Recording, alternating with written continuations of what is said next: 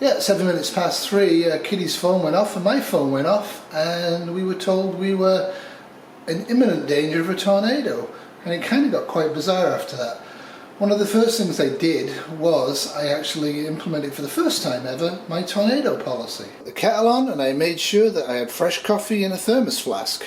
I made sure the Berkey had water in it. I made sure that all electronic devices were plugged in. Seemed fairly straightforward. Then it dawned on me that actually what I really needed to do was get the heck outside. I removed all the patio furniture. These are just lightweight, and if they get smashed it doesn't really matter to me. But I removed everything that could fly in the air and smash into the window. It was funny because we'd taken Wolfie on a bit of a short walk at 2 o'clock because I actually didn't like the look of the sky and I was concerned about a thunderstorm coming. And he really doesn't like the rain, and I think a thunderstorm would kill the poor little mite off. So luckily we'd taken care of his needs to pee and poop. Because he'd probably become airborne if a tornado hit him.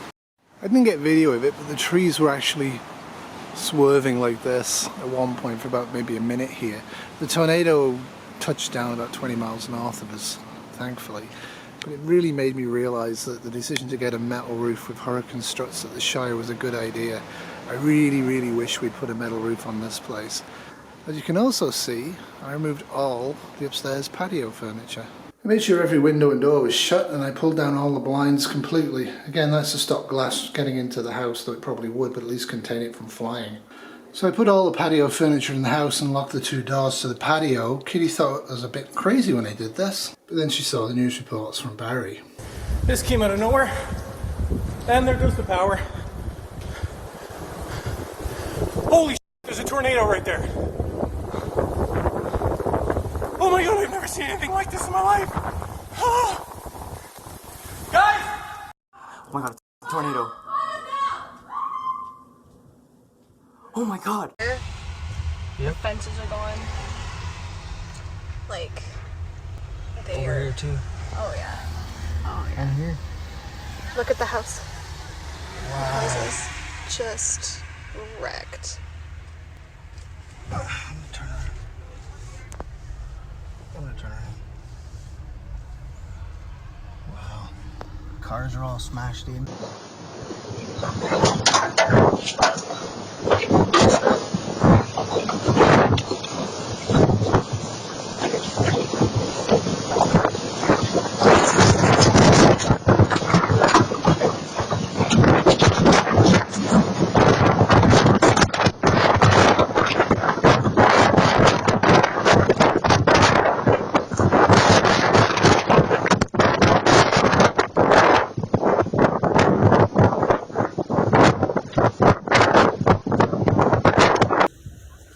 Oh my god.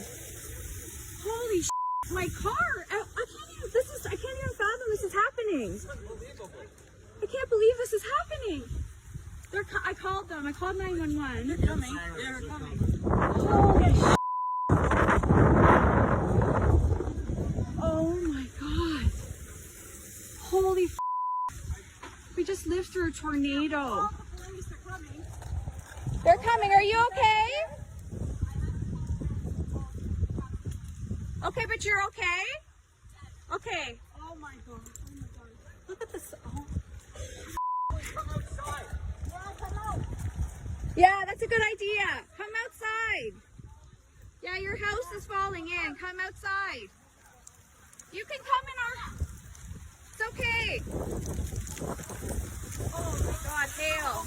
Okay. Oh my god. John's roof is gone. Okay. Holy f***.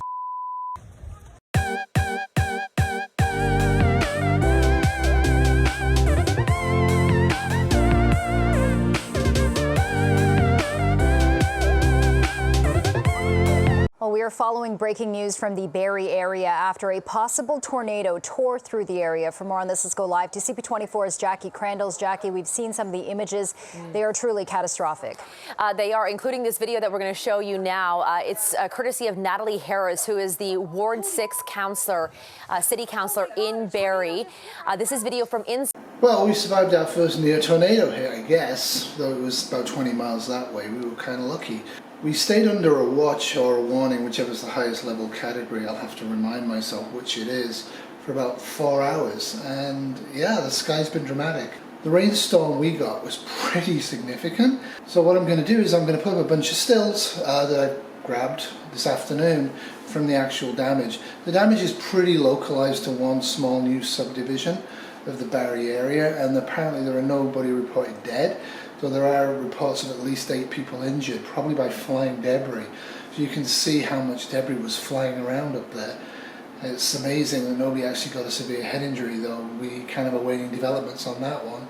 What I really would really love to have is the people who live in the normal traditional tornado alley to give me some extra tips. What other tips would you suggest that I do? Other than what I suggested at the beginning of the video. I'm not quite altogether sure what I need to be doing. The walls at the shower are about 3 feet thick, and it's got a metal roof with hurricane straps. I was considering but never got round to putting hurricane blinds on the outside of the house. That's something I might have to consider in the future. And I've been seriously pondering the idea about getting a storm shelter. Obviously a root cellar would be a great idea, and I definitely have plans for that, and I was going to kind of cobble that together and make that into a storm cellar for myself and the family. But I'm kind of wondering whether that's good enough.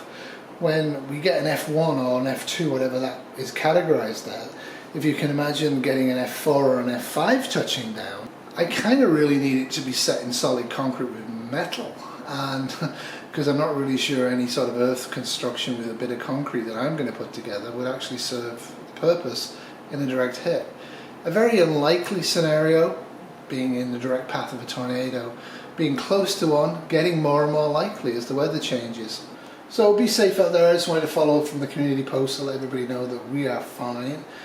Kitty has gone to work for a second night, and I will go back to work I think next weekend after my long prolonged vacation, and then I will be taking time off to go to hospital to get my surgery done, which I mentioned I think about 9 months or more ago now, and I will give you an update on that surgery as it gets closer. It's on the 16th of August, but my birthday is on the 12th of August because I'm getting very close to retirement, which will be on the 1st of September, and I'm very much looking forward to it. I'm enjoying having more relaxed time and not having to stay up all night for the first time in like 25 years. It's beautiful. It's a beautiful thing. So take care, everybody. And like I say, throw me your tips on tornadoes. I really isn't something I intellectualized. I know that Tornado Alley is supposed to have moved north of Toronto and across to Montreal. We've had a few big hits over the last few years, and we have in past history had tornadoes touching down with loss of life. It's not unknown over here. What I'm concerned about is whether it's becoming more frequent, and it seems to me it's becoming more frequent, but that's just my viewpoint on it. So what should I be doing differently? What should I be doing separately than what I did and what I outlined? It's kind of a puzzlement to me.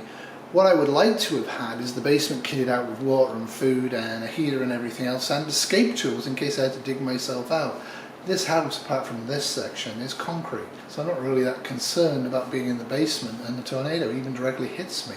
I'll make sure I don't get hit by glass, and I'll make sure I have good shoes and good clothing on. But yeah, it would have been nice to have some of the prepping stuff in place instead of in storage or at the Shire. Oh well. So that's it from me. Have a great night, and toodles. This has been a Windswept Terrier production 2021.